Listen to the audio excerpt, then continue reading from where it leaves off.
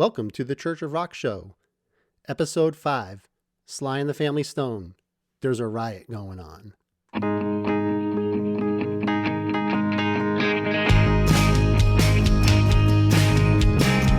Sponsoring this episode is nobody.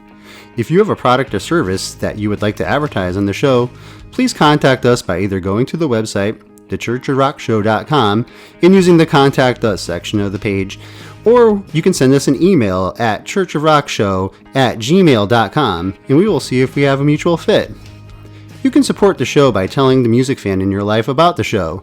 Word of mouth goes a long way and would be greatly appreciated. If you like what you hear, consider leaving us a 5-star review for the show on Apple Podcasts. We want to get this content out to as many people as possible, and those reviews go a long way with getting the show to the top of the directories. Also hit the subscribe button to wherever you listen to your podcast to be sure that you never miss an episode. Welcome to the 5th episode of the Church of Rock Show. First of all, I want to apologize for missing last week. Real life got in the way there. I was a little bit busy, and, this podcast is just a part-time gig for me and doesn't pay the bills or anything along those lines at this point. So sometimes things are going to get in the way where I'm not going to be able to make it, but I'm going to try to make it up to you guys with this one here, with the 5th episode, Sly the Family Stone. There's a Riot Going On from 1971. There's a Riot Going On is the 5th studio album released by Sly and the Family Stone. In reality, this was more of a Sly Stone solo record, as the band had little to do with it, as we knew it up to the album and had limited participation in the conception and the performance on the record. The most prominent feature on this album is the use of a drum machine, specifically the Maestro Rhythm King MRK-2. In 2019, using electronic instruments, drum machines and synthesizers are not a big deal. But in 1970 and 1971, when this album was recorded, this is some primitive technology. I am of the opinion, without this drum machine, this album may have not got off the ground based on the state Sly Stone was in. 1969 was a landmark year for Sly and the Family Stone. Their album Stand was a commercial success, and their performance at Woodstock was well received. After this, the darkness started setting in for Sly.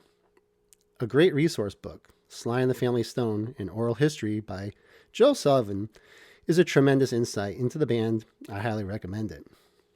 Most of my knowledge from the Riot period comes from this book. There is not much documented about this time from Sly Stone, and there are many first-hand accounts of what is going on.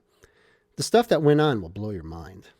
I'm going to leave the specific stories to the book. But at a high level, in 1969, things were spiraling out of control for Sly Stone. The crowd that he brought into his life, into his home, was not desirable. There was violence, partying, and lots of drugs. Sly's drug of choice was cocaine. And he was also a pill guy too, using downers to come down from the high the cocaine was giving him. Things got even worse when PCP, otherwise known as angel dust, came into the picture. He was out of control. He was unable to perform at a high level. A superstar pop musician was expected to.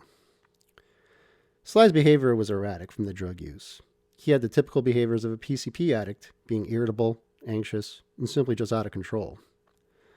Sly was still attempting to be a big-time drawing act, but that was becoming a problem too. Sly would notoriously show up late to gigs, and many times he would not be in any condition to perform. I have scoured the message boards over the years, reading accounts that people have of There's a Riot Going On in that era. And I've come across a few people that said that was the worst concert experience was seeing Sly and the Family Stone while Sly was in no condition to perform. Things would go another level when Sly would flat out no show to concerts. This was becoming more of a common theme for Sly. It got to the point where promoters would not even consider booking the band because of Sly's unreliable behavior. The record company is not getting anxious, as Sly has not come up with any new material since Stand. And the hit single, Thank You for Letting Me Be Myself Again, backed by the strong B-side, Everybody's a Star, is pretty much the only thing that he came out with since Stand. Another saving grace for There's a Riot Going On is Sly's home, where he had a studio within. With Sly being such a mess, it had to be impossible for him to keep a schedule. Hell, he probably rarely knew what day it was, what time it was, and he had no clocks in his home. He just didn't believe in time. Another cool story about Sly's home life at the time was his dog, Gun, a pit bull, from all accounts, a heavily inbred pit bull. Bobby Womack stated that Sly had to tell people to lock themselves in a room in a mansion when he let the dog out. Womack said the dog was crazy. There's a Riot Going On is mostly Sly playing on everything. There are members of the Family Stone playing on the album too, but there's no real personnel records on these tracks that I was able to find. If somebody has access to these, please let me know. Family Stone bassist Larry Graham said he thinks he played on the album, but he can't even be sure because Riot is an overdub job, which makes sense if Sly's playing most of it on his own. The mix is rough, to say the least, as Sly would record over the tape rather than using fresh reels, which would degrade the quality of the sound. Honestly, I feel there's a bit of charm with the album being so rough sounding once you know the story of the era of Sly Stone. I couldn't imagine listening to this album any other way. The album is so dark, and a contrast to what Sly and the Family Stone was up to at this point. Giving Riot the love and attention the previous albums got would just be odd. Riot isn't an album where anything or anybody was being loved. This is a dark time in Sly Stone's life, and the murkiness of the mix is fitting for the setting. The original cover art is also an interesting story too, and I'm going to grab this one directly from the wiki. The original cover art for Riot featured red, white, and black American flag with suns in place of the stars. No other text or titles appear on the cover, although Epic executives added featuring the hit single Family Affair sticker to the LP for commercial viability and identification purposes. Family Stone A&R director Steve Paley took the photograph. 3 of the custom flags were created, one for Sly, one for Epic Records, and one for Paley. The album was later reissued with a more conventional cover featuring a photograph of Sly in concert, titles in text. In an interview with Jonathan Dax Stone, explained the album's cover concept, stating, "I wanted the flag to truly represent people of all colors. I wanted the color black because it is the absence of color. I wanted the color white because it's a combination of all colors. And I wanted the color red because it represents the one thing that all people have in common, blood. I wanted suns instead of stars because stars to me imply searching, like you search for a star. And there are already too many stars in this world. But the sun, that's something that is always there, looking right at you. Betsy Ross did the best she could with what she had. I thought she could do better." Reissues of the album later replaced the flag color with the concert photo from Sly, from the back looking over the crowd. Not nearly as powerful. Personally, I hate it. There's a Riot Going On was recorded in 1970 and 1971 at the record plant in Sausalito, California, and at a studio in his Bel Air mansion. The album was released on November 20th, 1971, and reached a peak chart position of number 1 in the U.S. on the Billboard album charts. And the lead single, Family Affair, also reached number 1. Absolutely amazing, considering the circumstances surrounding the recording of this record. The reviews at the time were also favorable. Vince Aletti of Rolling Stone, "At first I hated it for its weakness and its lack of energy, and I still dislike these qualities, but then I began to respect the album's honesty." Aletti cited that as one of the most important fucking albums this year. In the new urban music, not about dancing to the music, in the streets. It's about disintegration, getting fucked up, nodding, maybe dying. There are flashes of euphoria, ironic laughter, even some bright stretches, but mostly it's just junky death. Oddly unoppressive, and almost attractive in its effortlessness. Robert Christgau of the Village Voice. "What's expressed is the bitterness, the bitterest ghetto pessimism, backed by subtle production techniques and jarring sound compositions." He declared Riot one of those rare albums whose whole actually does exceed the sum of the parts. Journalist Grail Marcus stated that Riot is Muzak with its finger on the trigger. That's the brief history of this album. Now let's go jump into the tracks. The track Love and Hate opens the record. To the title, to me, is very confusing. Love and hate spelled like the street in San Francisco. The best thing I can come up with is the contrast between love and hate in reality, is Sly's internal battle with depression and how he copes with the pain. The love part is his drug use. This is his coping mechanism, and the hate is the pain. There isn't much mention of pain, but there is mention of the feeling he gets when he's high. The groove on the track is amazing. It sets a great tone for the record. The lyrics, like many on this album, are simple, but there's a lot of punch in them, which is a great compliment to the grooves and the beats Sly creates. Let's take a look at these lyrics. Feel so good inside myself, I don't want to move. Feel so good inside myself, I don't want to move. As I grow up, I'm growing down. And when I'm lost, I know I'll be found. Feel so good, don't want to move. Feel so good inside myself, don't need to move. I feel so good inside myself, I don't want to move. Feel so good inside myself, don't want to move. You can just see the constant theme that's going on there. And this is basically Sly just kind of hunkering himself down in his house. He's got everything that he needs. In a lot of ways, he's being enabled by other people who I am sure are supplying him with the drugs that he needs, because I really can't imagine Sly Stone going out himself and getting this stuff. He has everything also to record this album in his house as well. And time means nothing to him. He is just so ingrained and incensed in his mind. And what he's feeling at that moment is something that he's not particularly liking, I believe. Something that he's not comfortable with. And that's the drugs bringing himself into that and making him feel better. He feels so good inside himself. He doesn't want to move. It's like he has that drug and he's able to numb himself, and he doesn't want to ever lose that feeling. So what a better way to not lose that feeling is you just keep on feeding yourself more and more and more. So, and really the rest of the song just kind of goes along with that, but I just love it. It's very honest. And I just find it so amazing because I've encountered other drug addicts before in my life, and, either directly or from afar. And so many times they're just not honest with themselves, with what's going on and that they have a problem. And Sly in Love and Hate is definitely saying, hey, I'm doing this stuff here. I know I'm kind of fucked up, and this is the reason why I'm doing these drugs. So it's, again, just a true testament to the man that Sly Stone is and the honesty that he provides. The next track is Just Like a Baby.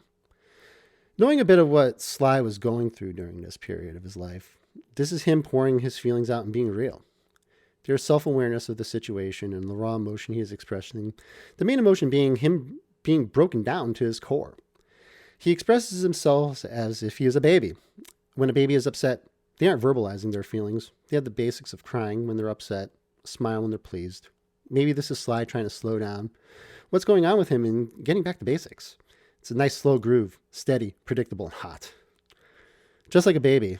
Sometimes I cry. Just like a baby. I can feel it when you lie to me. Just like a baby. I'll try if I can. Just like a baby. Just like a baby. Inside, a little big man. Everything is new. Just like a baby.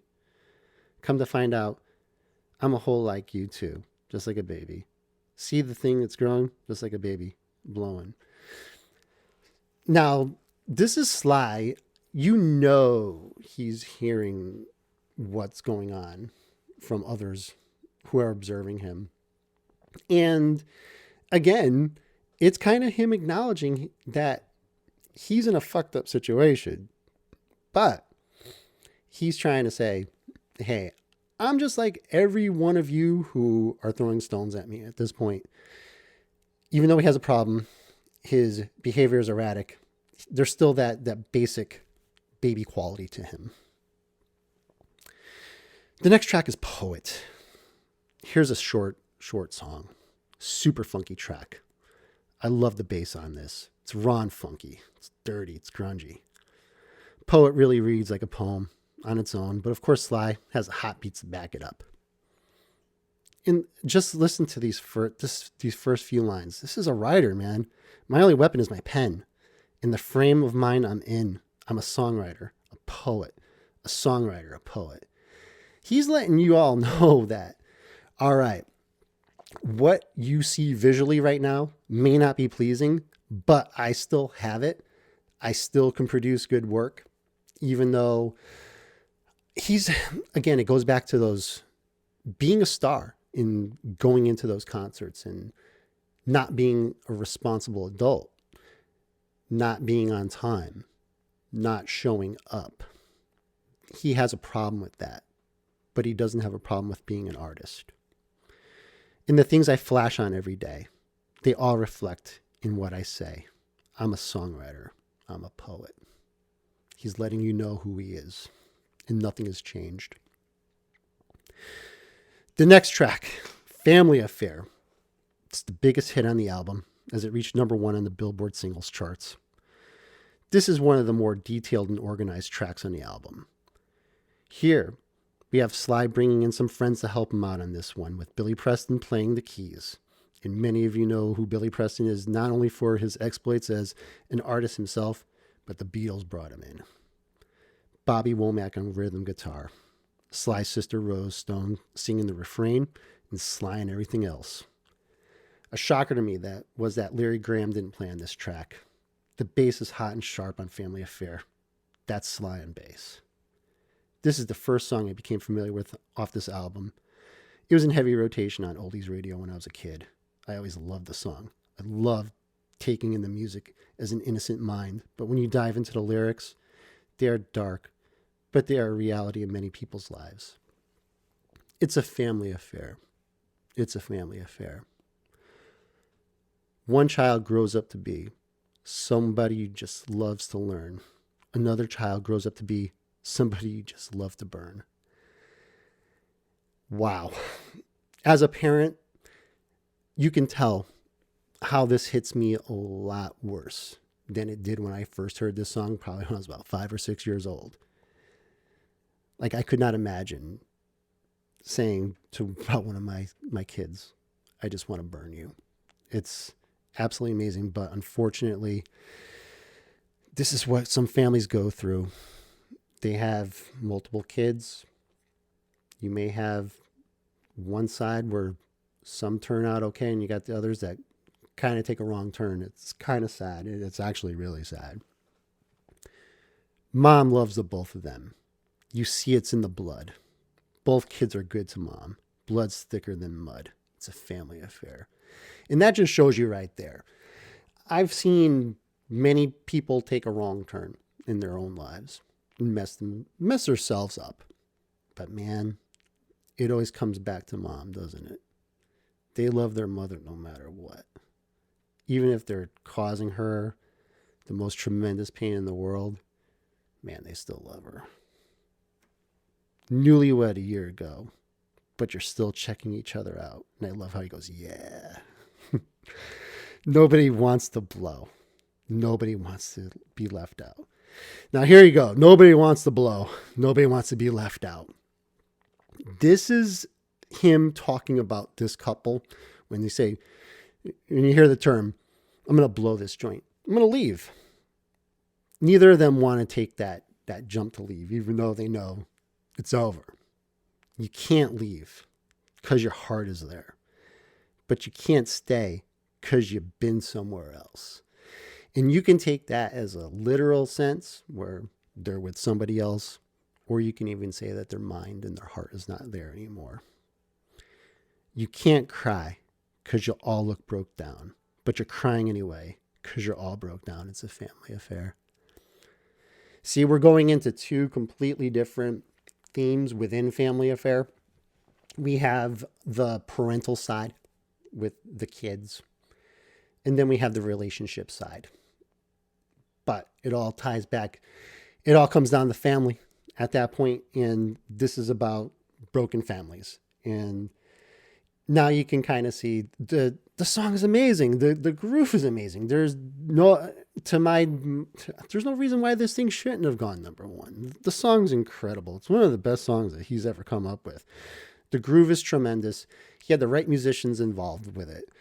The lyrics are simple to the point. They're dark, which can, when you talk about lyrics junkies like me, and I'm sure a lot of you, we're just kind of like, wow, this is absolutely amazing how Sly was able to take those dark lyrics, turn it into a pop song, get it to a groove, and just have millions just absolutely adore the track.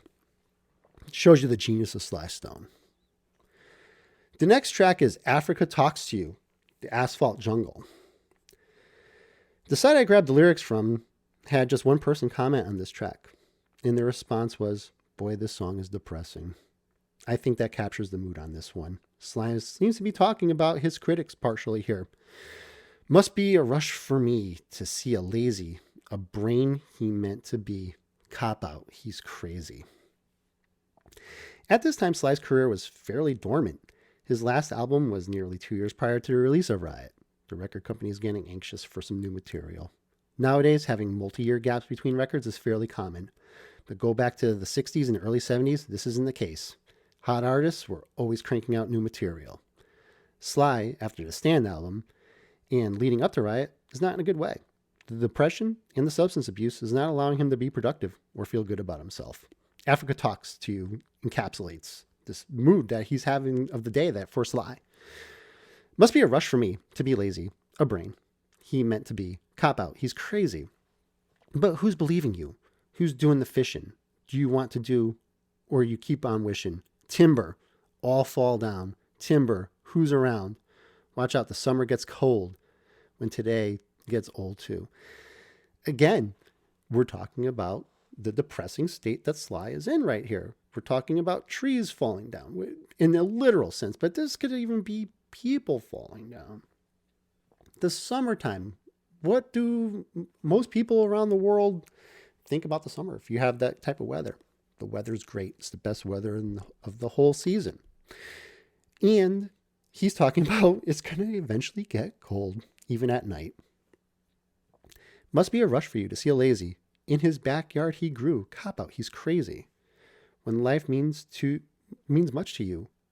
When live for dying, why live for dying? If you are doing right, why are you crying? And then it goes into Timber All Fall Down, talking about the summer getting cold. Again, this is a very depressing song. And to close out side one, the track, There's a Riot Going On. I never really knew that this even existed.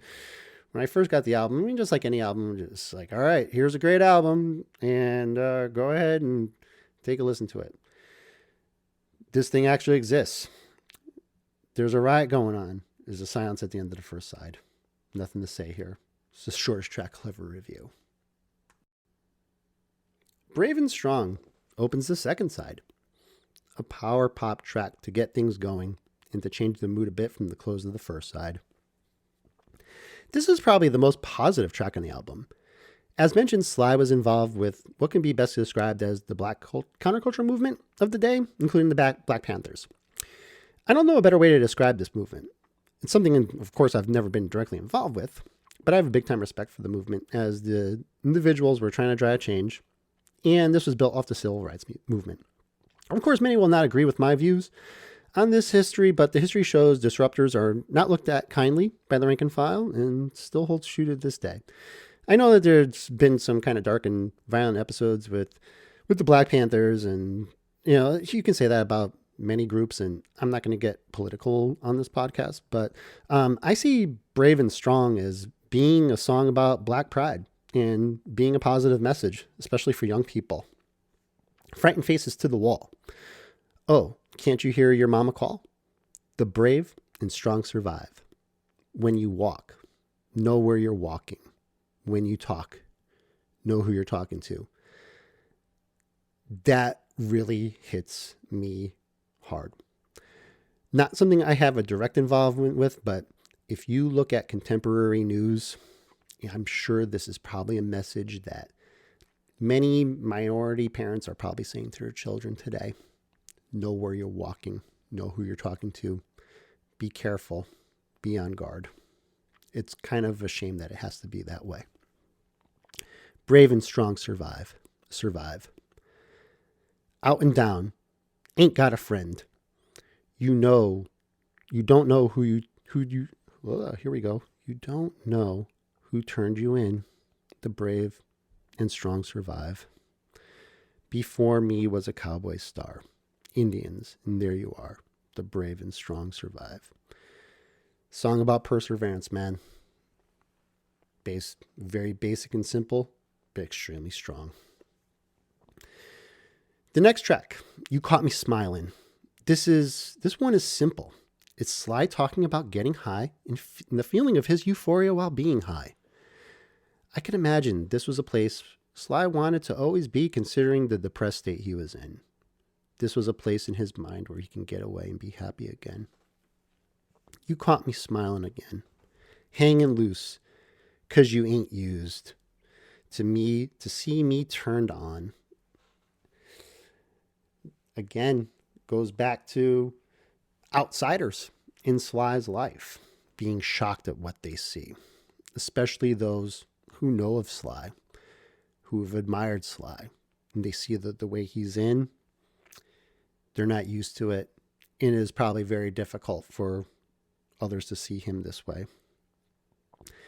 I'll be gone, and it won't take you long to climb a tree about me. Again, it goes back to these critics. They're going to see him for the first time. People are going to gossip. People are going to write because of the shocking state that he's in. That seems to be a theme of the day, even going back to 1971. People want to talk about others while they're down. Again, Sly talking about the critics and even those who are close to him, who know that he has a problem. You caught me smiling again. I ain't down. I'll be around to carry on.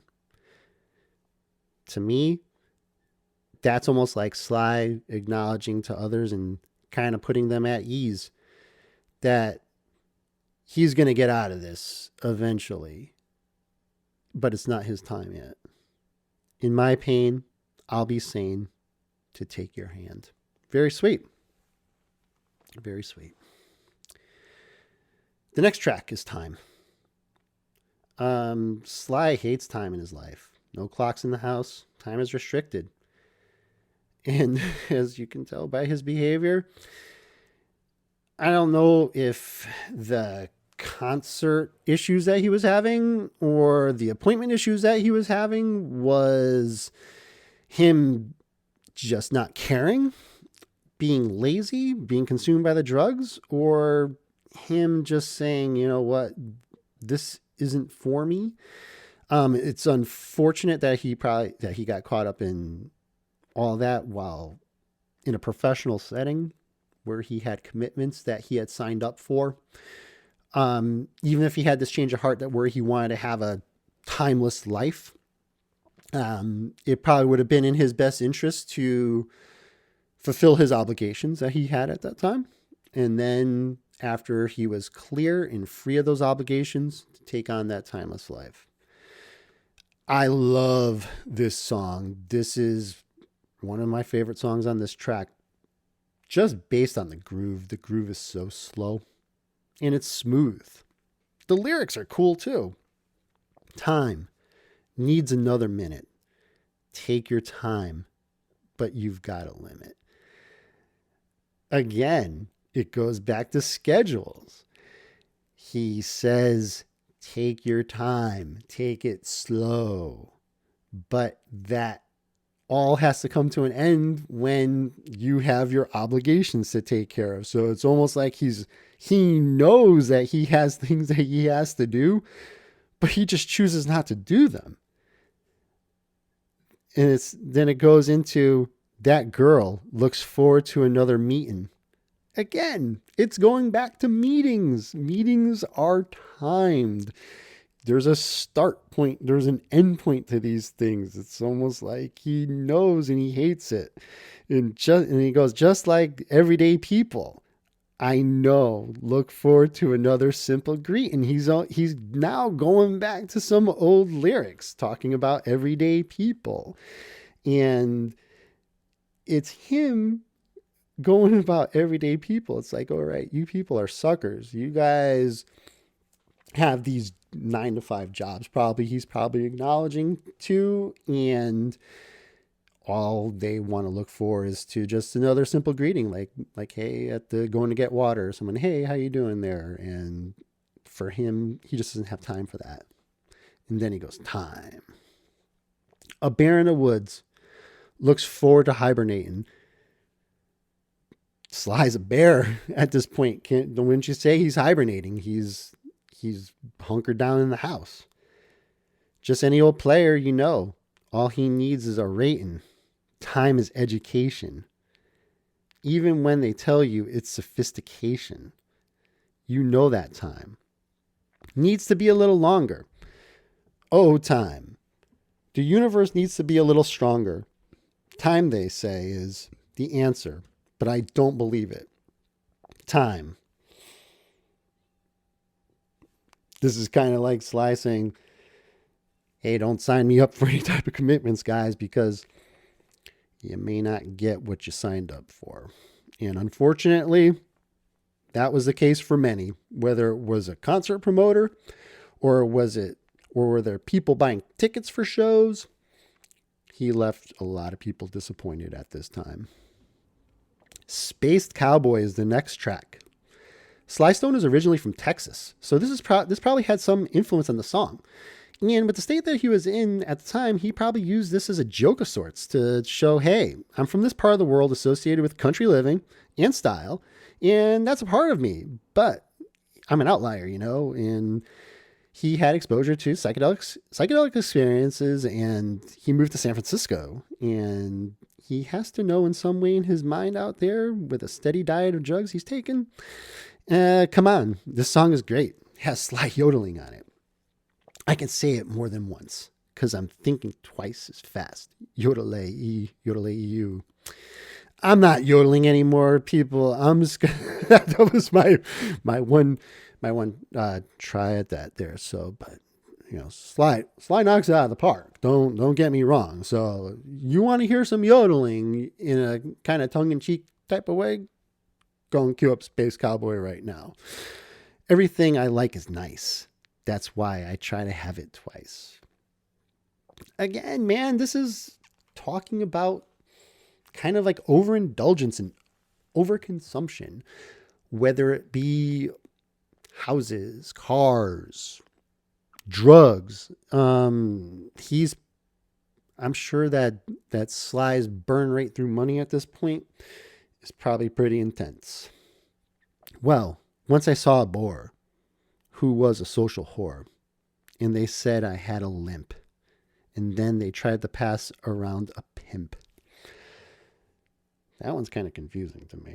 I don't have much to really contribute about those lyrics. Was on my last leg. I couldn't even borrow my friend's extra peg at all.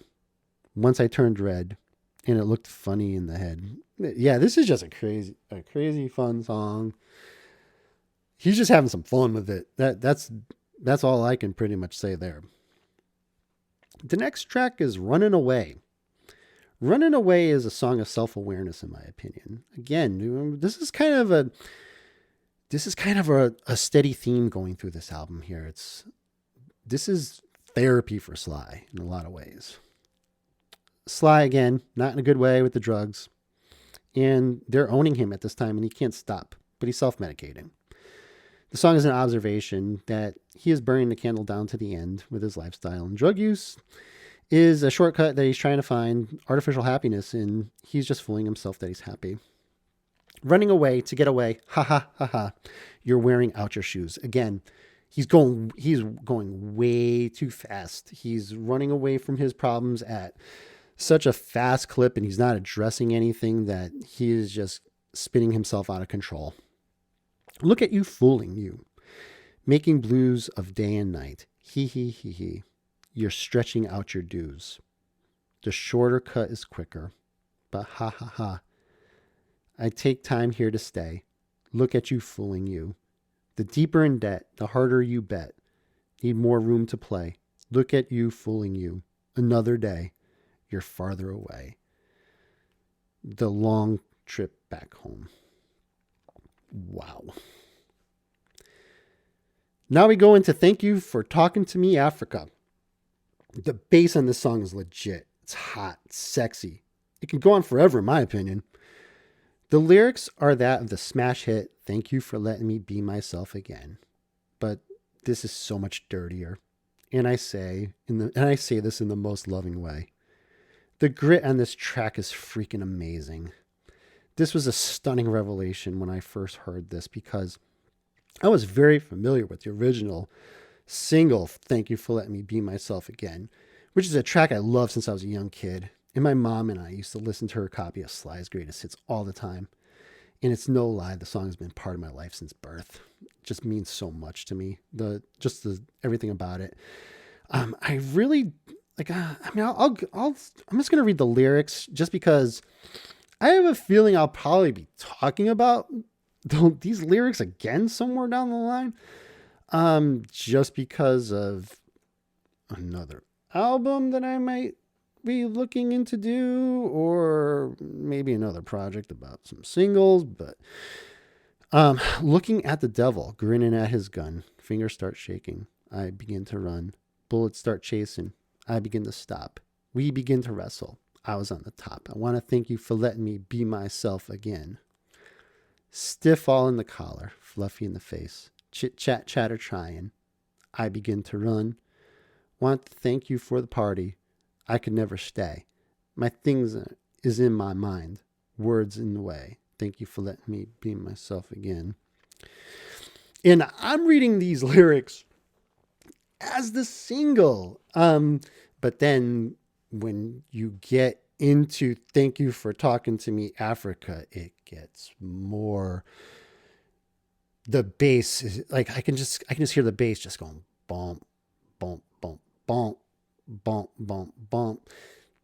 And it stretches this song out. Or Thank You for Letting Me Be Myself Again is a pretty long single, I recall. It's almost 5 minutes long, but then when you get into Thank You for Talking to Me, Africa, you're almost looking at this thing clocking in at almost 9 minutes. So it's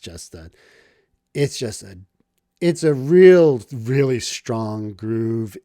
It's definitely one of the earliest funk songs that you can go back to. And if you really want to go back and trace back the funk, because I know like when we're talking about funk music, in my mind, like James Brown is kind of like the father of funk music when it comes to the beginnings, but you can go back to Sly Stone and this track in this album as one of probably, we're going to say the bass lines to funk music. And it's just absolutely amazing here. And just the rest of the lyrics here, it says, dance to the music all night long. Everyday people sing a simple song.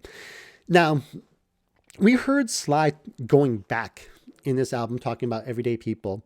And he's doing this also with this particular track as well. Well, it's actually the same track, but it kind of, it's really fitting for this album just because you kind of have a feeling that Sly wants to leave that part of his art and his career behind and move on to something else. So it's almost kind of like him clowning on this in a way and almost dismissing it and trying to convince others like, hey, don't worry about that crap I did in the past. Let's take a look at what I'm doing here today. Mama's so happy. Mama start to cry. Papa's still singing. You can make it if you try. I want to thank you for letting me be myself again. Flaming eyes of people fear burning into you. Many men are missing much, hating what they do. Youth and truth are making love. Dig it for a starter. Man, that's so cool. We're talking about this is like how important young people are at this time and the message that they had. Dig it for a starter. Dying young is hard to take. Selling out is harder. I want to thank you for letting me be myself again. Yeah, let's leave those lyrics alone. Let them stand on their own, as I hope to be revisiting those sometime again in the future. And that closes out the album. Now let's get on to my story with this album. This is one of those albums where I'm glad I found it later in life. Sly the Family Stone has been a part of my whole life, essentially, but I only have had around 18 years with There's a Riot Going On, having purchased a remastered version of it on Amazon. Of course, the music message boards got me interested in the album. The boards had mixed reviews on the album. You had the group that hated it because of the new direction of the songwriting Sly took with Riot, and the audiophiles loathed the album because this could be one of the worst recorded albums of all time. And I say that in a way where, I mean, yeah, there's a lot of poorly recorded albums and poorly mixed albums, but the fact that this thing got so much love and was so popular in spite of what it sounded like is just an absolute, I would say, a testament to the artist Sly Stone and to the power of the music and the unique sounds that he came up with on There's a Riot Going On. And there's another group of that thought that the lyrics were great and honest, and the funk grooves throughout are undeniably some of the best you'll ever hear. And I have not a problem saying that. I fall into the latter group's opinion. The album hit me right from the start. The songwriting by Sly is amazing. The grooves he was able to create are a clinic on how a funk album should sound. Sly Stone is a musical genius. I am particularly impressed with his bass playing on the record, specifically. Go on to YouTube sometime and read the comments for the tracks on Riot. You will see many times the commenter praising Larry Graham's bass work on the track, only to be corrected to let them know that it's actually Sly Stone on the bass. Riot is an outlier for Sly Stone. I am sure he alienated many casual music listeners with Riot, as it sounds nothing like Everyday People, Hot Fun in the Summertime, or Dance to the Music. The music is fun, something you'll have to play at a party to dance to. But Riot is not that type of music. It's the type of music that you get messed up to and dim the lights and just chill. Sly would clean things up with his next album, Fresh, and that seems to be more of a direct line of sound to the hits. And Riot is like a detour in the Sly and the Family Stone catalog. It's a beautiful detour. It is an honest view of a dark time in Sly's life. And even through darkness, beauty and genius can appear. And it accomplishes this through There's a Riot Going On. Joining me on another episode of the Church of Rock Show.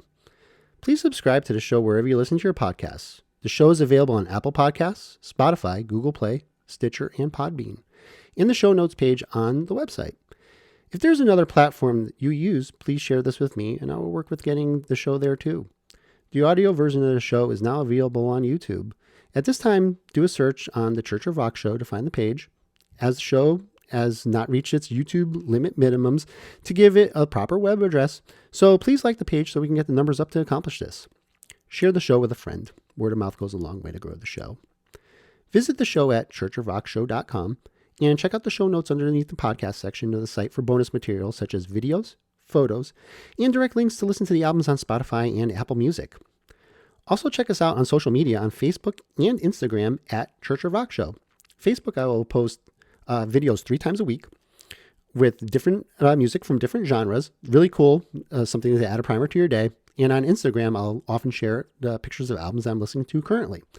The show is also on Twitter at Church of Rock 75. And special thanks to Hyde for providing the theme music for the Church of Rock Show. And check out and support his work at soundcloud.com/David Hyde Music. Until next time, I will check you again for another episode of the Church of Rock Show.